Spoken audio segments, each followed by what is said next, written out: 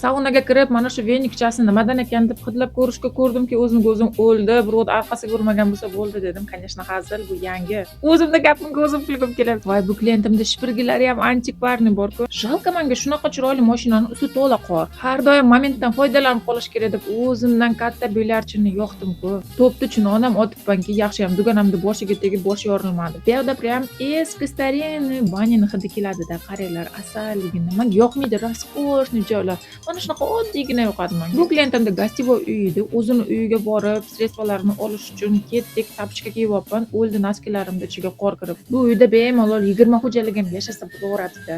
Stollarni ustiga постоянно dasturxonchalarni chiroyli qilib to'shab qo'yadi. Bunaqa materialni, plyonkali emas. Voy, mana kushetkachani qaranglar, massajni kravatchani. Bu yerda ruskiy banyachadan o'tinchalarni yoqib qo'yib, ozgina paritsa qilib, bir pasga qorga dumalab, bu yoqqa kirsangiz, massaj qilib tursa kimdir, yashaging keladi-ku.